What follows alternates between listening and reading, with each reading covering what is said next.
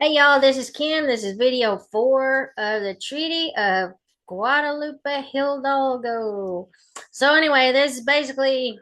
is a treaty between Mexico and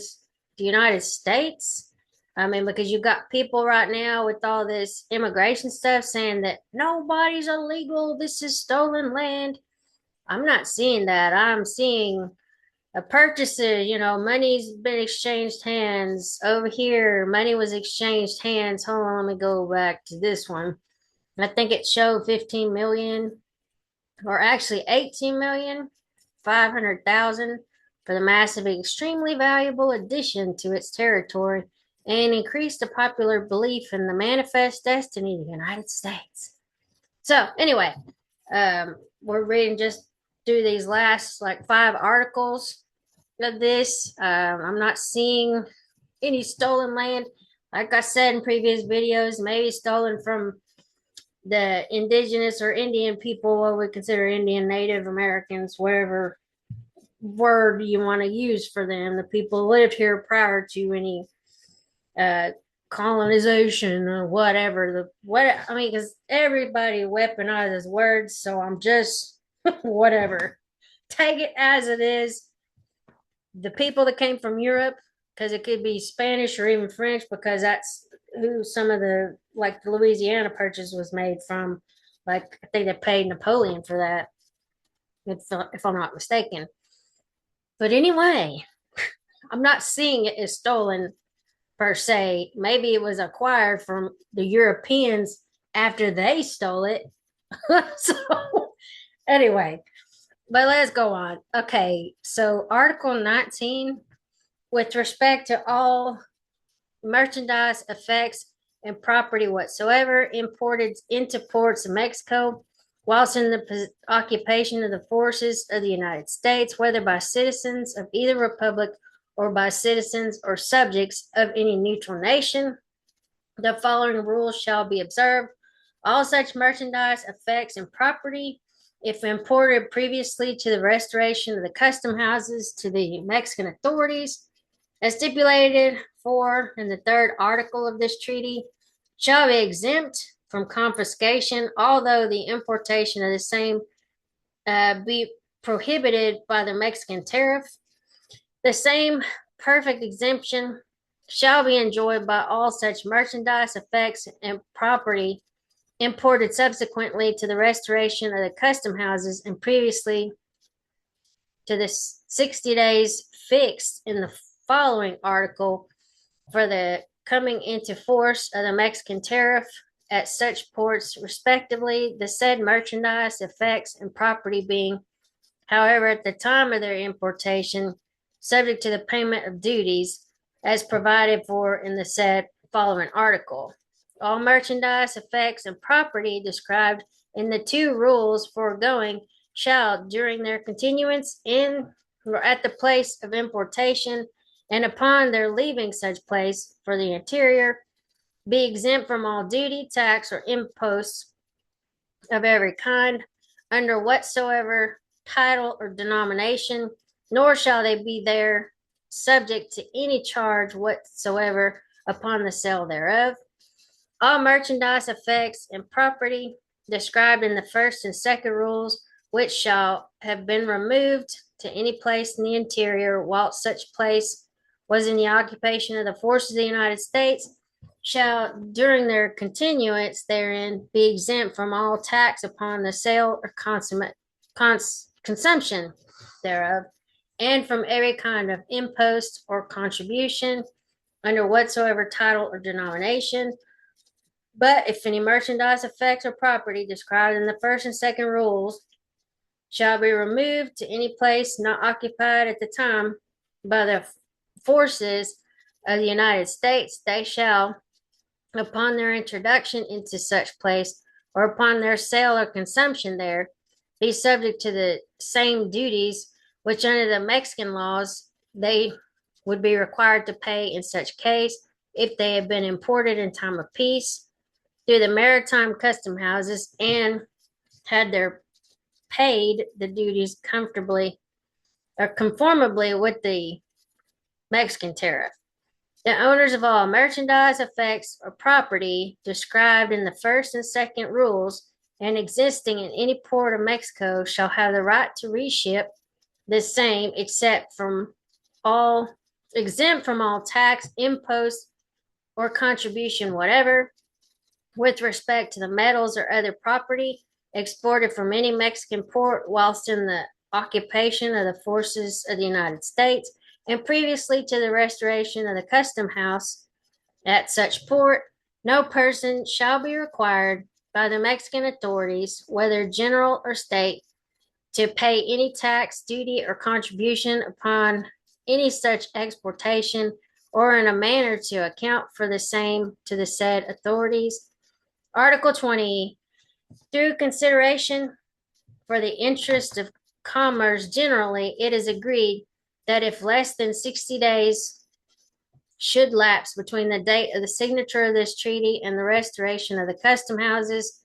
comfortably with the stipulation in the third article, in such case, all merchandise, effects, and property whatsoever arriving at the Mexican ports after the restoration of the said custom houses and previously to the expiration of 60 days after the date or day of signature of this treaty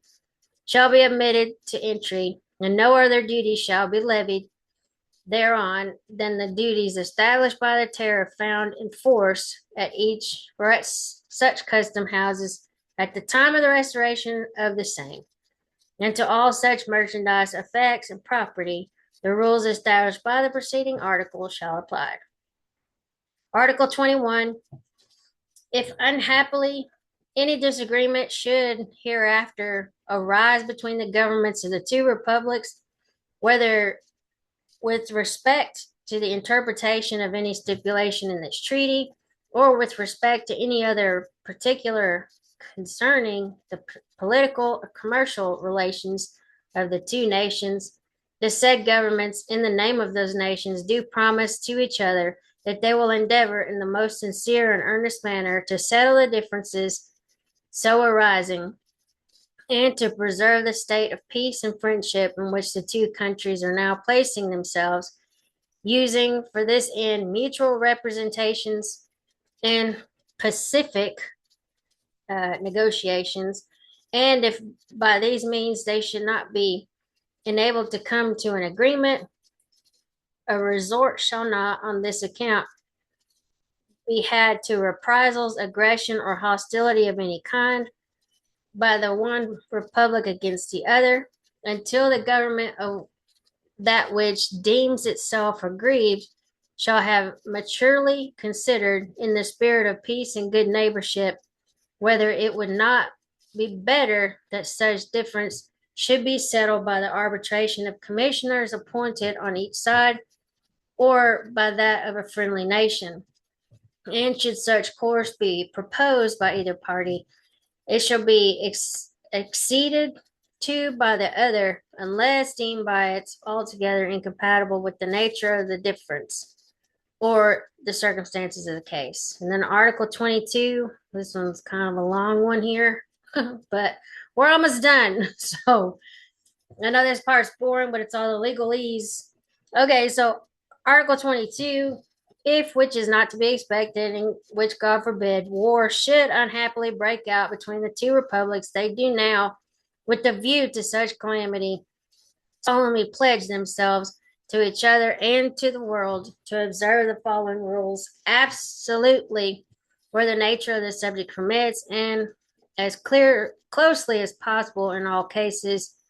where such absolute observance shall be impossible. The merchants of either republic then residing in the other shall be allowed to remain 12 months for those dwelling in the interior and 6 months for those dwelling at the seaports to collect their debts and settle their affairs, during which periods they shall enjoy the same protection and be on the same footing in all respects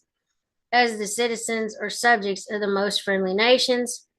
And at the expiration thereof, or at any time before, they shall have full liberty to depart, carrying off all their effects without molestation or hindrance, conforming therein to the same laws which the citizens or subjects of the most friendly nations are required to conform to. Upon the entrance of the armies of either nation into the territories of the other, women and children, ecclesiastics, scholars of every faculty, cultivators of the earth, merchants, artisans, manufacturers, and fishermen, unarmed and inhabiting unfortified towns, villages, or places, and in general all persons whose occupations are for the common subsistence and benefit of mankind shall be allowed to continue their respective employments unmolested in their persons, nor shall their houses or goods be burnt or otherwise destroyed, nor take their cattle or nor their cattle taken, nor their fields wasted, by the armed forces into whose power, by the events of war, they may happen to fall. But if the necessity arise to take anything from them for the use of such armed force, the same shall be paid for at an equitable price. All churches, hospitals, schools, colleges, libraries, and other establishments for charitable and beneficent purposes shall be respected, and all persons connected with the same protected in the discharge of their duties and the pursuit of their vocations. 2. In order that the fate of prisoners of war may be alleviated, all such practices as those of sending them into distant, inclement, or unwholesome districts, or crowding them into close and noxious places shall be studiously avoided. They shall not be confined in dungeons, prisons, ships, or prisons, or prison ships, or prisons, nor be put in irons or bound or otherwise restrained in the use of their limbs. The officers shall enjoy liberty on their paroles within convenient districts and have comfortable quarters, and the common soldiers shall be disposed in cantonments. I don't know what that means. Open and extensive enough for air and exercise, and lodged in barracks as roomy and good as are provided by the party in whose power they are for its own troops. But if any office shall break his parole by leaving the district so assigned him, nor any other prisoner shall escape from the limits of his cantonment after they shall have been designated to him, such individual officer or other prisoner shall forfeit so much of the benefit of this article as provided or provides for his liberty on parole or in cantonment. And if any officer so breaking his parole, or any command soldier so escaping from the limits assigned him, shall afterwards be found in arms previously to his being regularly exchanged, the person so offending shall be dealt with according to the established laws of war. The officers shall be daily furnished by the party in whose power they are with as many rations and of the same articles as are allowed either in kind or by commutation to the officers of equal rank in its own army, and all others shall be daily furnished with such rations as allowed to a common soldier in its own service. The value of all which supplies shall, at the close of the war, or at periods to be agreed upon between the respective commanders, be paid by the other party on a mutual adjustment of accounts for the subsistence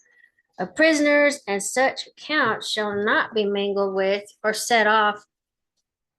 against any others, nor the balance due on them withheld as a compensation or reprisal for any cause whatever, real or pretended. Each party shall be allowed to keep a commissary of prisoners appointed by itself, with every cantonment, that's a weird word, of prisoners in possession of the other, which commissary shall see the prisoners as often as he pleases, shall be allowed to receive exempt from all duties and taxes,